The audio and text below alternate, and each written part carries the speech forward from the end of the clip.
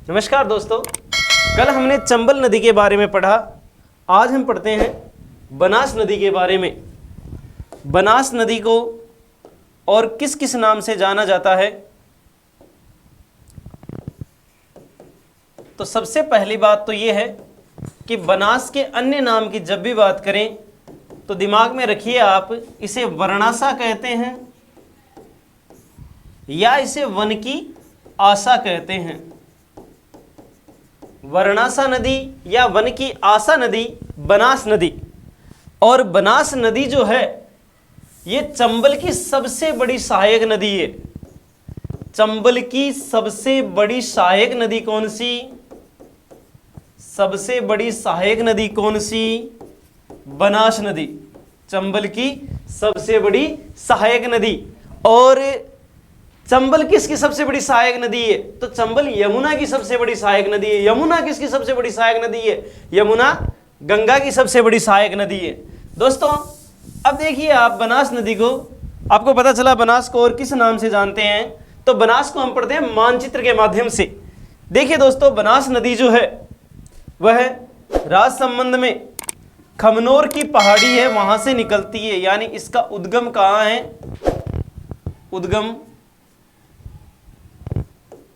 इसका उद्गम है खमनोर की पहाड़ी।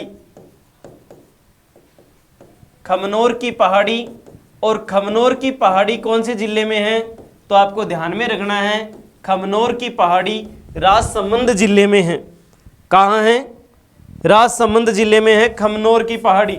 और खमनोर की पहाड़ी से कौन सी नदी निकलती है? कौन सी नदी निकलती है? बनास नदी।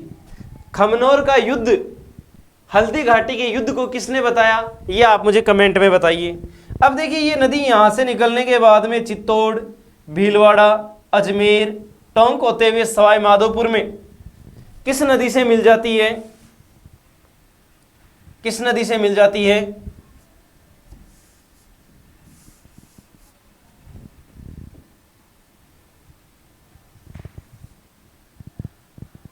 ये जो नदी है ये नदी है चंबल नदी। और चंबल नदी से बनास नदी मिल जाती है। बनास को देखो, ये बनास नदी है, ये चंबल नदी है। खमनोर की पहाड़ियों से निकलने के बाद में ये नदी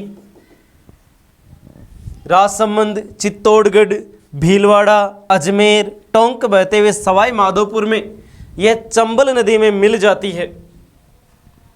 तो इसके बहाव क्षेत्र के जिलों की अगर बात करें अपन कि इसका बहाव क्षेत्र कहाँ कहाँ है, तो बनास नदी का बहाव क्षेत्र के जो जिले हैं वो जिले हैं राजसमंद जहाँ से ये प्रारंभ हुई,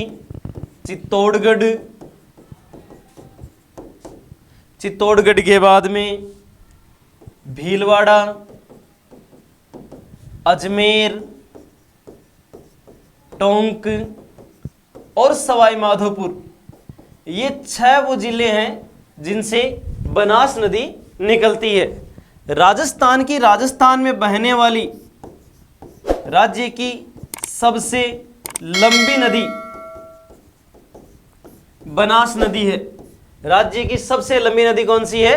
बनास नदी। राजस्थान की, राजस्थान में बहने वाली या पूर्ण बहाव की सबसे लंबी नदी अगर पूछी जाती है तो वो होगी बनास नदी। अब दोस्तों देखो, बनास नदी राजस्थान की सबसे लंबी नदी है।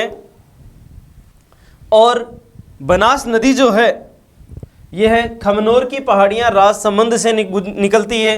और यहां से निकलने के बाद में ये चित्तौड़गढ़, भीलवाड़ा, अजमेर, टोंक, सवाई माधोपुर में बहती है। बनास नदी जो है यह सर्वाधिक सतही जल वाली नदी है, पूर्णतः बरसाती नदी है। आपके दिमाग में यह बात रहनी चाहिए, पूर्णतः बरसाती नदी है और सर्वाधिक सतही जल वाली नदी बनास नदी है।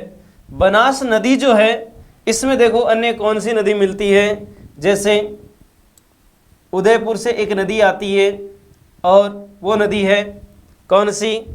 आयड़ या बेडच नदी।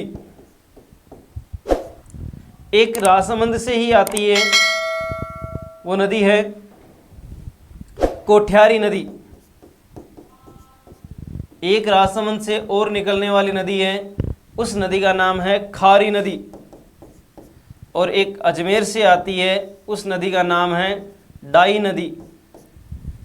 एक त्रिवेणी संगम यहाँ बनता है, एक त्रिवेणी संगम यहाँ भीलवाड़ा में बनता है।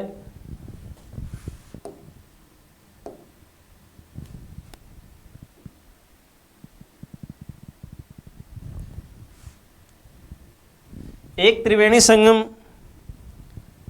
भीलवाड़ा में बनता है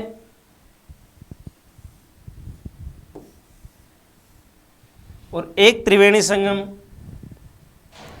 इसका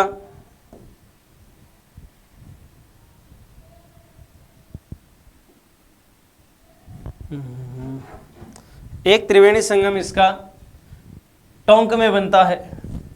टोंक में जो जगह है उस जगह का नाम है टोंक में जो जगह है उस जगह का नाम है राजमहल।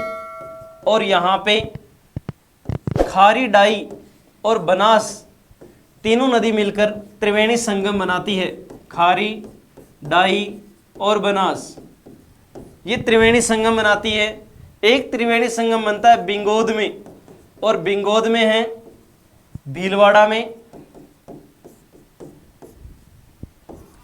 बनास, बेड़च और मेनाल ये तीन नदी भीलवाड़ा के बिंगोद में त्रिवेणी संगम बनाती है। और एक त्रिवेणी संगम बनता है रामेश्वरम में, जहां सवाई माधोपुर रामेश्वरम।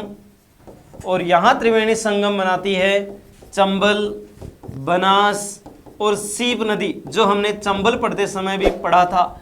परंतु याद रखने लायक विशेष बात यह है कि तीन त्रिवेणी संगम कौन सी नदी बनाती है? बनास नदी तीन त्रिवेणी संगम बनाती है। एक राजमहल में, एक बिंगोद में, एक रामेश्वरम में, एक टोंक में, एक भीलवाड़ा में, एक सवाई माधोपुर में। तीन त्रिवेणी संगम बनाने वाली नदी कौन सी है? बनास नदी है। बनास नदी जो है इसकी लंबाई 480 किलोमीटर है। बनास नदी की लंबाई 480 किलोमीटर है। यह राजस्थान में मुख्य रूप से बहती है। अब देखिए दोस्तों, इसकी जो सहायक नदियों की बात करें तो कोठ्यारी, खारी, डाई, मेनाल और बेड़च नदी। बेड़च नदी के बारे में हमने देखा, जो बेड़च नदी है, यह बेड़च नदी उदयपुर से गोगुंदा की पहाड़ियों से निकलती है। उदयपुर में गोगुंदा की पहाड़ियों से बेड़च नदी निकलती है, या इसका प्रारंभिक नाम अगर देखा जाए तो इसे आयड नदी भी कहते हैं। यानी आप समझ सकते हो आयड या बेड़च नदी कहाँ से निकलती है, तो यह उदयपुर में गोगुंदा की पहाड़ियों से निकलती है। इसका प्रारंभिक नाम आयड है, जो उदयपुर से गोगुंदा की पहाड़ियों से निकलने के बाद उदय सागर झील तक ये नदी आयड कहलाती है, और इसके बाद में ये नदी बेड़च कहलाती है। इसकी लंबाई 190 किलोमीटर है। दोस्तों, इस वीडियो को आप 2-3 बार देखिए, आपको नदियों के बारे में कंठस्थ हो जाएगी बेड़च और बनास नदी। और अगले वीडियो में हम आपके लिए और भी अच्छी चीज़ें लेकर आएंगे। तब तक के लिए धन्यवाद। अच्छा लगा हो तो शेयर ज़रूर करें।